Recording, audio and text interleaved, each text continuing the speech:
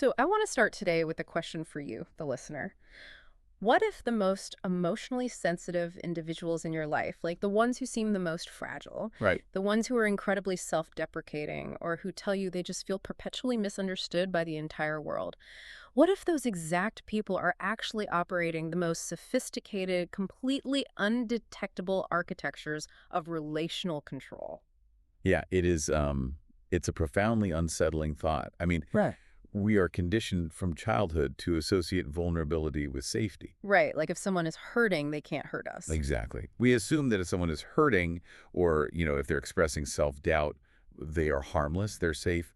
But today, we're really asking you to just completely abandon those assumptions. I have to say, looking at this stack of clinical diagnostics and the empirical psychological research we pulled together for this deep dive, my biggest takeaway is just, well, it's frankly terrifying. Oh, absolutely. And I want to be clear up front. We are not here to throw around the phrase covert narcissism as some, trendy pop psychology insult. You see that all over social media right now. Yeah, the internet loves a buzzword, but that's not what this is. Exactly. We are going to conduct a true forensic exploration of the human psyche. We're looking at this pathology exactly for what it is. Which is an adaptive, structurally coherent survival architecture. Right. One that is built entirely from early childhood shame and just a profound fragmentation of human identity. And engaging with this material, it requires a massive shift in how you observe the people around you. You really have to prepare yourself for what clinicians call epistemic tension. Yes, because the things you think you know about empathy, they're going to be completely challenged today. What looks like humility to the untrained eye is very often this highly sophisticated, meticulously crafted mask for grandiosity. Which is wild to think about. It is. And what feels like in your actual physical body, what feels like love and connection, is often just a mechanical system designed purely for someone else's psychological regulation. So I want to start right at the center of the trap, right? Because if someone's entire personality, their whole way of moving through the world, is built to hide their desperate need for control, and they do it by appearing as a victim, how do you even know you're in the trap until the door has already locked? That is the ultimate question. If the architecture is invisible, how do we even begin to measure it? Well, that's the exact paradox we have to unravel first. Because the trap is inviolable by design. Right. Right? It relies on this phenomenon we can call surface reality distortion. Surface reality distortion, okay. Yeah. The diagnostic paradox here is that when you look at the surface, you see the exact opposite of the core pathology. Because when we hear the word narcissist, society has, really trained us to picture a very specific type of person. Right, the loud, arrogant one. Exactly. The boardroom bully character. The person who sucks all the oxygen out of the room, who brags endlessly about their car or their income, and they actively demand that you worship them. Yes. Now, clinically, looking at the papers here,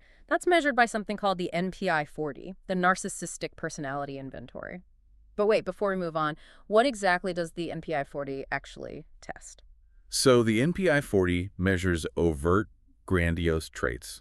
It literally asks subjects to choose between statements like, I prefer to blend in with the crowd, versus, I like to be the center of attention. Oh, so it's really direct. Extremely direct. Or it'll ask, I am no better or worse than most people, versus, I think I am a special person. And the grandiose narcissist proudly selects the arrogant answers. Wow, they just own it. They do. They have absolutely no shame about their superiority. It's totally overt. But the research we're looking at today focuses on individuals measured by entirely different clinical scales. Right, the maladaptive covert narcissism scale. Exactly, or the hypersensitive narcissism scale. And what do those scales ask? Because, if these people are flying under the radar, they definitely aren't going to check a box that says, I'm better than everyone else. They would never check that box. Yeah. Doing that would violate their entire self-image as this humble, misunderstood person. So instead, the hypersensitive narcissism scale asks things like, I feel that my temperament is different from most people. Oh, that's subtle. Right. Or I easily become wrapped up in my own interests and forget the existence of others. Or my feelings are easily hurt by ridicule or the slighting remarks of others. Wow. Notice the framing there. It's all about sensitivity. Yes, sensitivity, hidden uniqueness, feeling wounded by the world. Outwardly, the covert or vulnerable narcissist looks like the exact opposite of that boardroom bully. They present as deeply introverted, shy even, anxious. Highly sensitive to criticism. Like if you meet them at a party, they don't seem full of themselves at all. They actually seem plagued by insecurity. They present with an intense victim mentality. Yes, always. They are the ones who will quietly tell you how they are perpetually misunderstood by their coworkers. Or entirely unappreciated by their exes. Exactly. Right. Unfairly treated by their family. Every single story they tell positions them as the innocent party who was inexplicably wronged. I'm stuck on something, though. What's that? If I want to control a room, usually I have to dominate it, right? I have to exert power. How does self-deprecation, saying things like, I'm such a mess, or nobody ever appreciates the work I do, how does that function as a mechanism of power? This is a great question. Like, how does playing the victim actually control anyone? Because it weaponizes your natural empathy against you. Let's look at the actual mechanics of the transaction taking place beneath the words. Let's imagine, say you're at a dinner party. Okay. And a covert narcissist has spent the whole day cooking. When they bring the food out, they don't say, I hope you enjoy this. Right. They say, with a really heavy sigh, I completely ruined the roast. I'm such a terrible cook. I don't even know why I tried. I always mess things up for everyone. And as a normal, empathetic person, my immediate instinct is to rush in and rescue them. Exactly. I'm going to say, no, no, no. It's delicious. You worked so hard. It's wonderful. You're amazing. Precisely. And right there, the trap snaps shut.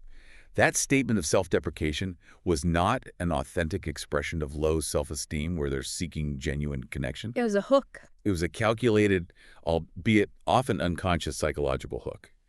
They threw that hook into your empathy, essentially forcing you to supply effusive praise. Wow. You have to rescue them from their supposed despair and validate their absolute worth. They didn't cook that dinner to share a meal with you. They cooked it as a transactional bid for immediate, intense admiration. That's incredibly manipulative. And the chilling part is what happens if you don't play your assigned role, right? Yes. Like, let's say I disagree with them. Let's say I say, yeah, you know, the roast is a little dry, but the potatoes are great. Oh, if you do that, if you failed to provide the exact right level of rescue and praise, the atmosphere in the room will instantly turn toxic. Because you failed the script. Right. They will become sullen, withdrawn, or deeply offended.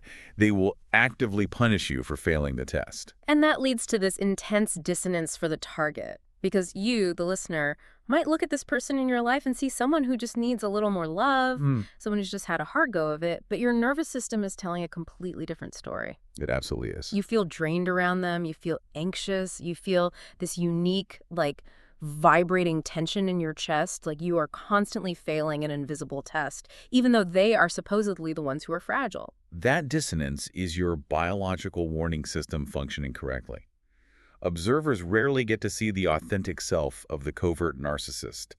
Everything you interact with is a highly curated performance. And what is that performance masking? A burning, chronic, agonizing envy of others. They are constantly comparing themselves to others and feeling resentful of what others have. It's just constantly stewing in it. Yes. They are deeply convinced that they are unrecognized geniuses who have been cheated by a fundamentally unfair world. So your nervous system feels that hidden hostility and that simmering resentment, even when their words are painting this picture of helpless victimhood. So if their outward behavior is completely structured around appearing helpless and modest and victimized, what exactly is happening inside their mind? That's where we get into the architecture. Right, because if their entire brain is focused inward on managing this hidden hostility, what invisible machinery is turning that helplessness into a psychological chokehold? To understand the machinery, we really have to look at what psychoanalysts call the fortress of shame. This requires us to look at the foundational work of mid-century psychoanalysis. Okay, we're going deep now. Yeah, specifically Heinz Kohut in 1972 and Otto Kernberg's object relations theory. Stop right there. Kernberg's object relations theory. For those of us who don't have a PhD in psychoanalysis, what exactly is an object in this context? Because honestly, it sounds incredibly cold. It does sound cold, I know. But it's actually about how we build our internal world. In psychoanalysis, an object isn't a physical thing like a coffee cup. It's an internalized representation of a person. So like an avatar in your head. Basically, yeah. When you're a toddler, you don't just interact with your mother. Your brain builds an internal psychological model, an object of your mother. Oh, I see. If she's warm and consistent, you internalize a good object, which allows you to feel safe even when she leaves the room. Object relations theory studies how these internal models shape our identity and our relationships for the rest of our lives.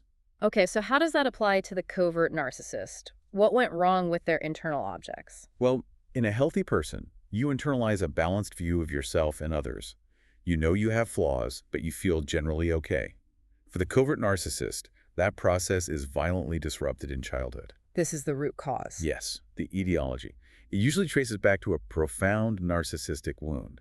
And this isn't just a standard difficult childhood. It's often a deeply confusing, paradoxical mix of parenting. Like what? The child might experience parental overvaluation, being told they are uniquely special, a golden child, totally superior to everyone else, paired simultaneously with severe emotional neglect, shaming, or conditional love. Wow. They are only loved for what they achieve, not for who they are. So the child's internal representation of themselves is completely fractured. Yes. They are simultaneously the most important person in the world and completely worthless if they make a mistake. Exactly. They develop this internalized, agonizing conviction that they are fundamentally inadequate, defective, and unlovable. That is the core shame. That sounds unbearable. It is. Human biology cannot survive that level of psychological pain. To survive it, their mind constructs what Kohut called the grandiose self. It is not actual confidence, it's a defensive structure. When I was reading through Kernberg's theories in the source material, it struck me it's like a bank vault. That's a great way to put it. But instead of protecting gold or cash or something objectively valuable, this massive, impenetrable steel vault is protecting a fragile, profoundly fragmented identity from the absolute terror of being ordinary. That is the perfect analogy. And we really need to extend that metaphor to understand how they operate. Okay. The vault door is incredibly thick because what lies behind it is so intensely vulnerable. The lasers, the alarm systems, the armed guards, these are their defense mechanisms. They mask their core shame with an internalized secret belief in their own unique, unrecognized superiority. But because it's a vault, it's brittle, right? It's rigid. It doesn't flex or adapt like a healthy personality. Exactly. Which brings us to this clinical concept of narcissistic injury. In the research, this injury doesn't happen because you actively attacked them or insulted them. It occurs in the gap between their grandiose requirements and reality. Right. Let's walk through a hypothetical to show exactly how fragile this vault is. Let's say you ask a simple everyday question. You call your partner and ask, hey, what time will you be home tonight? A completely normal logistical question. To you, yes. But to the covert narcissist, they don't hear a request for a schedule. They hear a challenge to their autonomy. Over a schedule? Yes. The question implies they are accountable to someone else. It implies they are not omnipotent, free-floating gods who can do whatever they want. It implies they are an ordinary human participating in a shared schedule. Wow. And that tiny microscopic implication of ordinariness cracks the vault door. It trips the laser alarm. It trips the alarm. And when the vault cracks, what escapes is not standard irritation.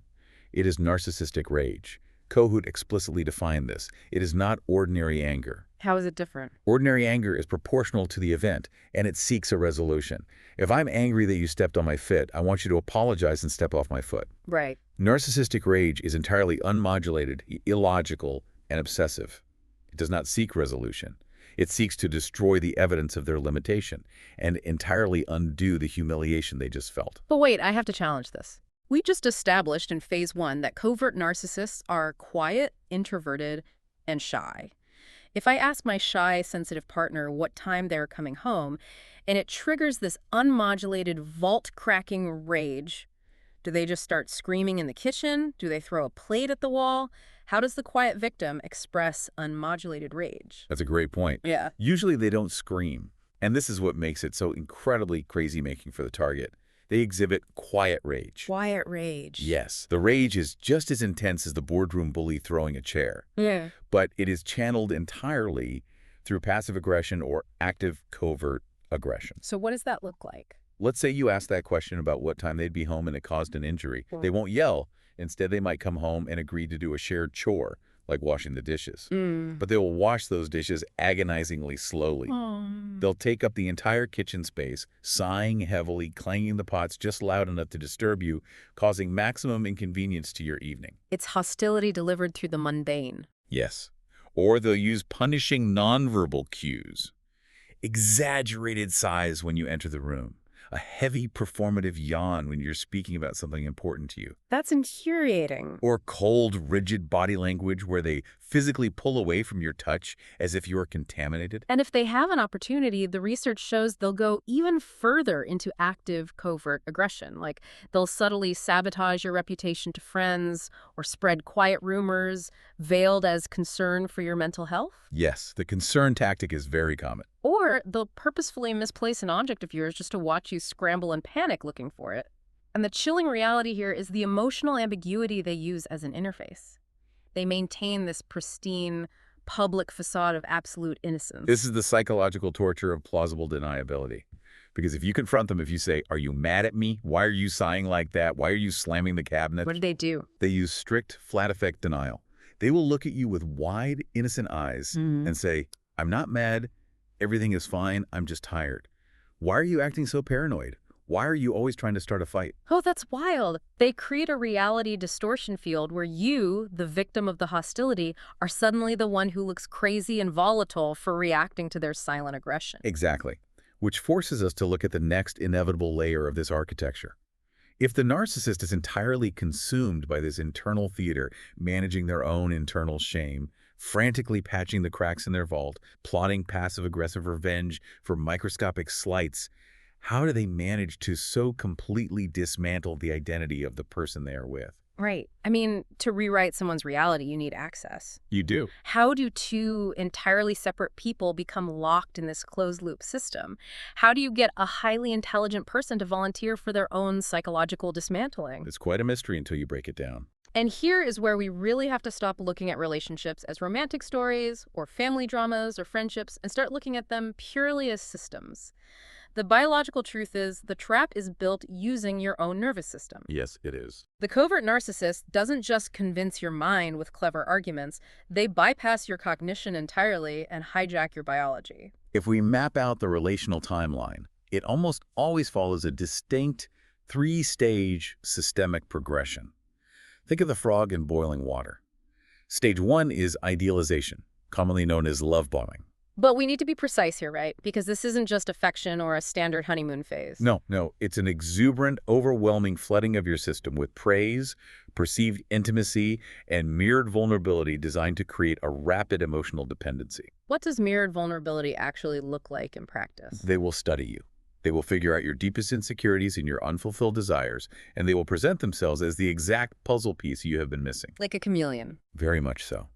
If you felt unheard in your childhood, they will listen to you for 6 hours straight and tell you that you are the most fascinating person they've ever met. They create a shared fantasy where the two of you are a unique, misunderstood pair against the cruel world.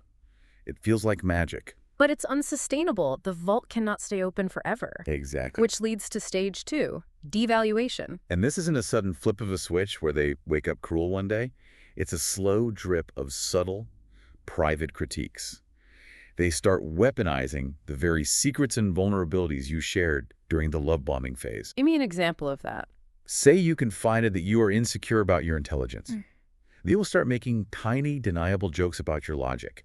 They will give backhanded compliments. They slowly, methodically erode your self-esteem, making you feel like you are perpetually falling short of that perfect, magical dynamic you had at the beginning. So you start working harder to get the magic back. Exactly. Yeah. And then comes the third systemic pillar, gaslighting, the active denial of reality. When you try to address the devaluation, when you finally say, "Hey, that joke really hurt my feelings," they don't apologize. They tell you you're too sensitive, or that never happened, or you're imagining things. You always twist my words.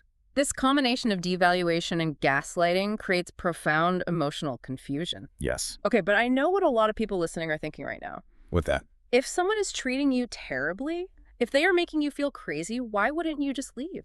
If you're listening to this and thinking, well, I'd just walk out the door, it's because your brain isn't currently flooded with cortisol and dopamine. That's the key. The people targeted by covert narcissists are usually highly intelligent, very empathetic, very self-aware people. So what is the core lock-in mechanism that overrides their intelligence? The mechanism is called intermittent reinforcement. And this is not a metaphor. This is the exact same physiological mechanism that makes slot machines addictive. And it is the core driver of what clinicians call trauma bonding. Let's map out the biology of this. Okay, A covert narcissist will deliberately undermine special occasions. They will subtly ruin your birthday. They will pick a devastating, confusing fight on Christmas Eve. Or they will emotionally abandon you when you get a bad medical diagnosis. Just totally pull the rug out. Yes. They flood your system with cortisol, the stress hormone. You feel panicked, desperate, and unsafe. And your brain is screaming for relief. Yes.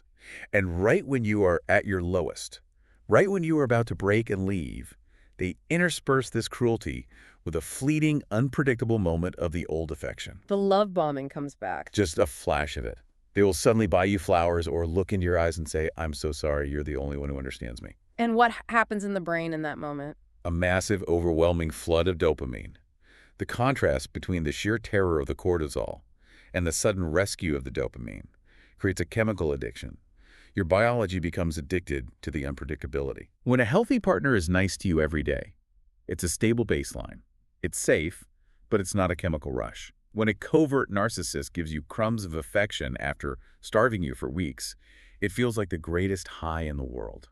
So you aren't staying because you're weak or stupid. Yeah, bro. You're staying because your physiological system has been hijacked and is fighting desperately for the chemical reward of those good moments. Precisely. So you're locked in this cycle of starvation and rescue.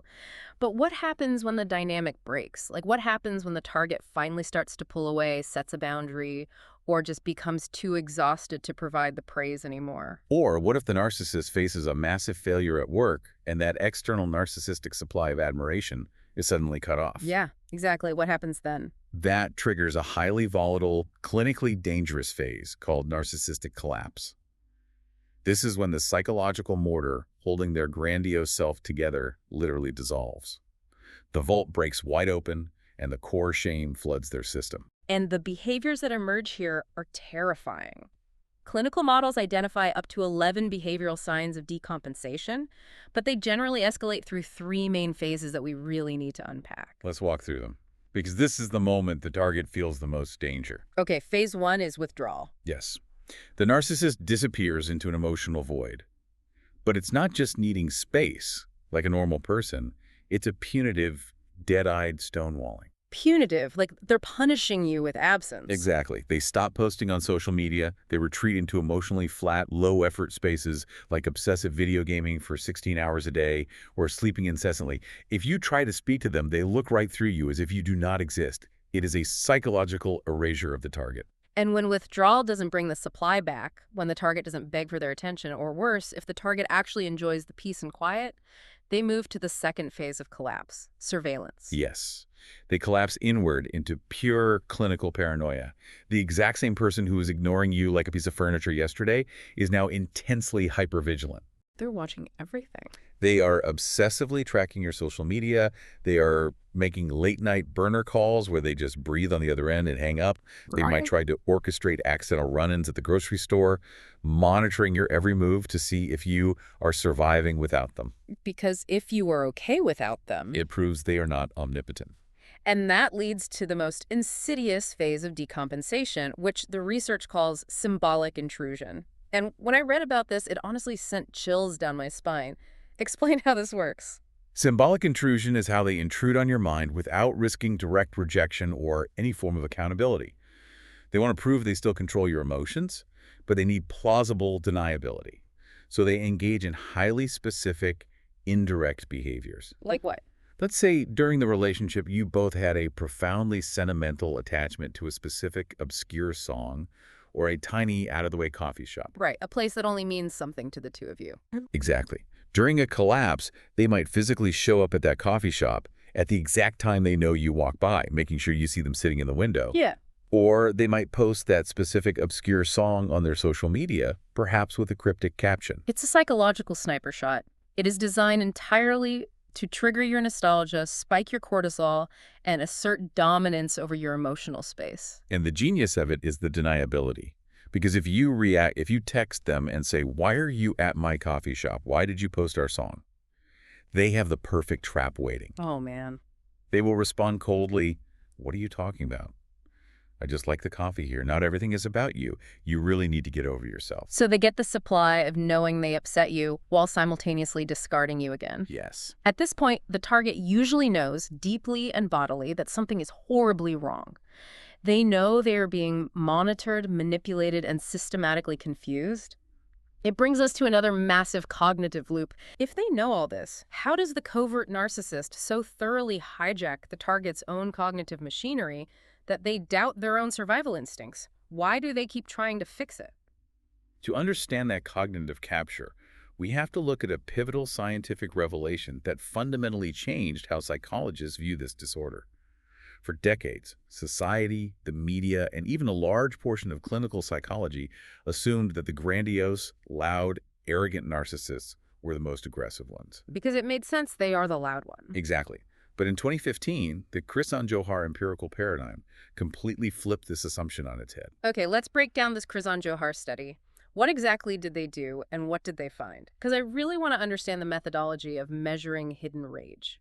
So Krizan and Johar conducted a series of rigorous empirical studies looking at both grandiose and vulnerable narcissism to see which one actually predicted aggressive behavior.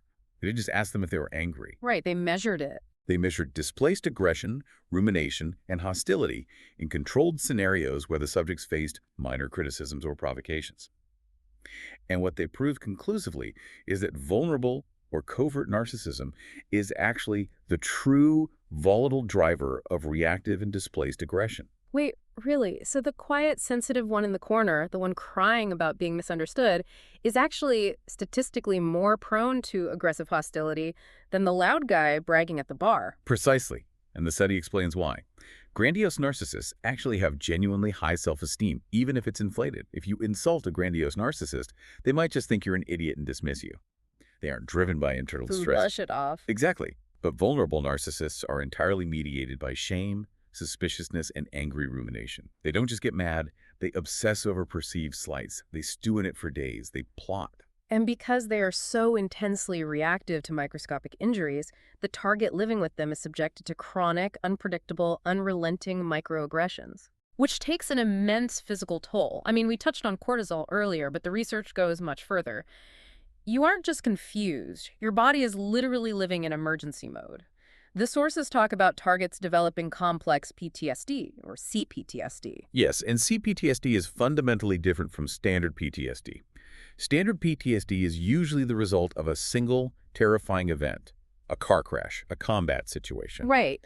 CPTSD is a result of chronic, inescapable, unpredictable relational trauma. The frog in the boiling water. Exactly. When you are exposed to chronic passive-aggressive hostility, your nervous system physically adapts to survive. The target develops a preternatural hypervigilance. You become a human radar dish. You start scanning their microexpressions. Yes. You memorize the exact pitch of their sigh when they walk in the door. Yeah. You know by the precise velocity with which they close a cabinet door whether your evening is going to be peaceful or a living hell. You live in a permanent cognitive mode of walking on eggshells. Yes, your brain is running constant, exhausting, high-level predictive models every second of the day, just trying to figure out how to avoid triggering the next silent treatment. And here's where the cognitive capture becomes truly devious. Think about the target's profile. They are usually empathetic, communicative, emotionally intelligent people. When a healthy, empathetic person senses conflict in a relationship, what is their absolute first instinct? To communicate. To apologize if they hurt the other person, to show empathy, and to sit down and try to fix it together. Naturally. But we see this chilling phrase in the clinical notes. Using healthy relationship tools with a covert narcissist actually fuels the abuse. It is the ultimate inversion of therapeutic logic. I have to admit, when I first read this, it felt entirely backward. I need you to explain the anatomy of this to me. If my partner is mad and I apologize, how does that make it worse? What does this all mean for the target who is just trying to use good communication to restore peace? It's a massive micro-revelation, and it goes back to Heinz Kohut again. Kohut noted that the narcissistically injured person doesn't actually want reconciliation. They don't. This is the hardest thing for empathetic people to understand. When a healthy person fights, they want to resolve the issue and reconnect. They want a mutual coming together. Right. The covert narcissist does not want connection. They want their humiliation undone. They want absolute vindication. So if I apologize? If you apologize, You are explicitly acknowledging that you did something wrong. To the narcissist's rigid black and white brain, your apology is a confession. It proves that their rage is entirely justified and that you are the fundamentally flawed, toxic one in the dynamic. You just handed them the ammunition. Wow. And if you go further, if you show empathy, if you sit down and say gently, I can see you're really hurting right now, and I want to understand you are inadvertently doing something incredibly dangerous. How is empathy dangerous? Because you are positioning yourself as the stable, grounded, emotionally regulated one in the dynamic. You are acting like the adult. To a vulnerable narcissist, your empathy feels like condescension. It makes them feel smaller. Exactly. It highlights their dysregulation. It deepens their core shame, which triggers a fresh narcissistic injury. That is incredibly bleak. Your very attempt to heal the wound is perceived by their brain as a fresh attack.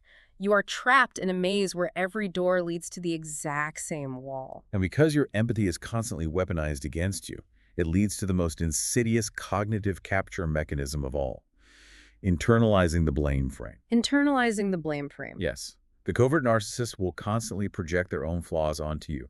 They will tell you calmly and persistently that you are too sensitive, that you are the one who is always starting fights, that you are inherently selfish and demanding. And when you are exhausted, hypervigilant, and trauma-bonded, your cognitive defenses collapse.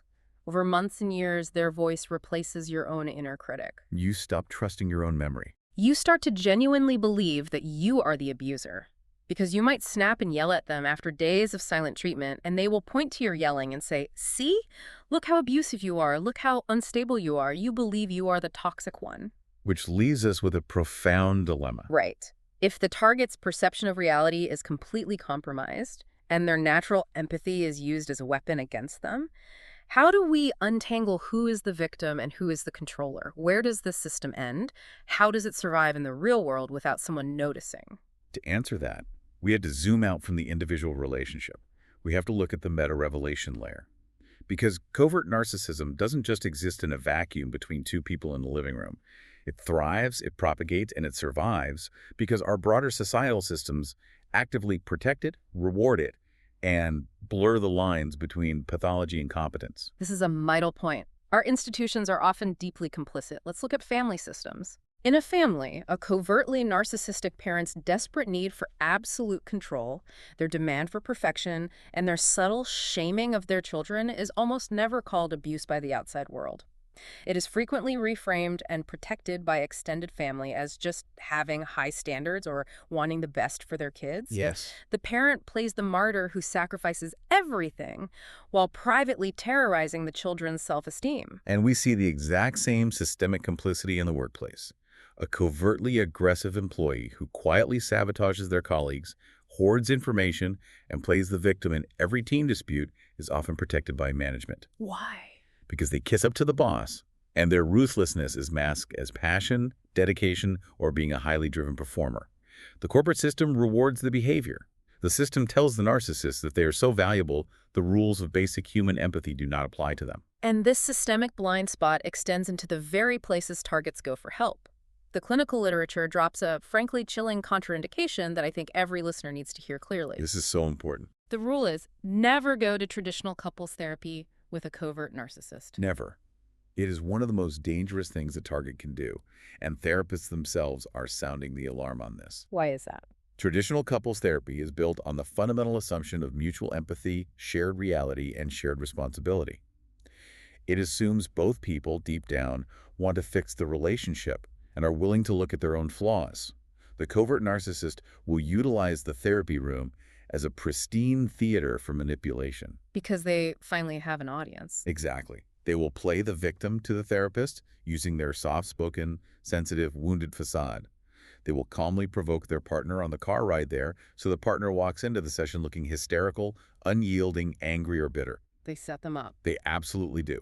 The narcissist will actively co-opt the therapist, making it look like they are just a poor, confused soul trying to love a crazy person. And worse, any vulnerability you share in that room, any deep fear or insecurity you admit to the therapist in a moment of trust will be meticulously cataloged by the narcissist. They will memorize it, and it will be weaponized against you on the car ride home. Yes. And they do something else, too. They learn the language. Therapy speak. Yes.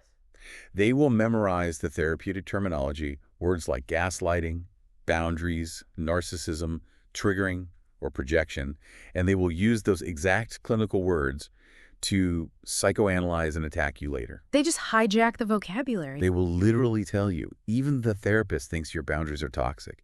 Even the therapist thinks you're projecting your trauma onto me. They turn the cure into a poison.